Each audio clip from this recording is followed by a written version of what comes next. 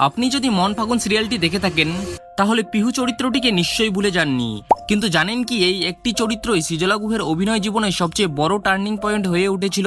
একসময় তিনি বাংলা টেলিভিশনের একজন নতুন মুখ, কিন্তু অল্প সময়ের মধ্যেই তিনি হয়ে ওঠেন হাজার হাজার দর্শকের প্রিয় অভিনেত্রী। কিভাবে শুরু হয়েছিল তার এই যাত্রা, আর পিহু হওয়ার আগে কেমন ছিল সৃজলা গুহের জীবন, চলুন আজ জেনে নেওয়া যাক তার সেই অজানা গল্প।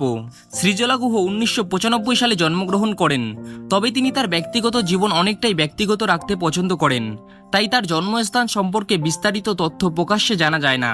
ছোটবেলা থেকেই অভিনয় ও মডেলিং এর প্রতি তার আগ্রহ ছিল।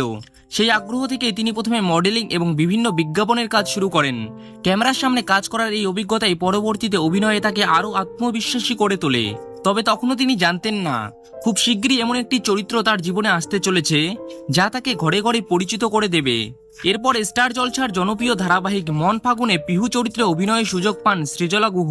পিহু ছিল এমন একটি চরিত্র যে সবসময় প্রাণবন্ত, আবেগপ্রবণ এবং পরিবারের সবাইকে একসঙ্গে নিয়ে চলতে ভালোবাসে।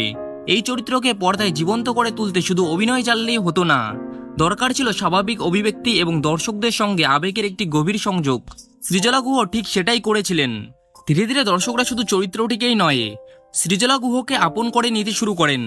এমনকি অনেকেই তার আসল নামের বদলে পিহু নামেই তাকে চিনতে শুরু করেন। একজন অভিনেত্রীর জন্য এর চেয়ে বড় সাফল্য আর কি হতে পারে। মন ফাগুন শেষ হয়ে গেলেও সৃজলা গুহের যাত্রা থেমে যায়নি।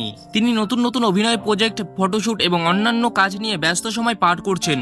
তার গল্প আমাদের একটা গুরুত্বপূর্ণ শিক্ষা দেয়, বড় সাফল্য একদিনে আসে না।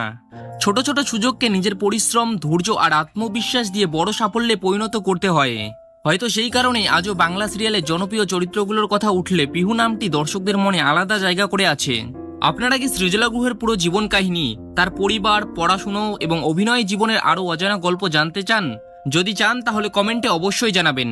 ভিডিওটি ভালো লাগলে একটি লাইক দিন, চ্যানেলটি সাবস্ক্রাইব করুন আর বেল আইকনটি অন করে রাখুন। আবার দেখা হবে নতুন কোনো ভিডিওতে। ততক্ষণ পর্যন্ত ভালো থাকবেন, সুস্থ থাকবেন। ধন্যবাদ।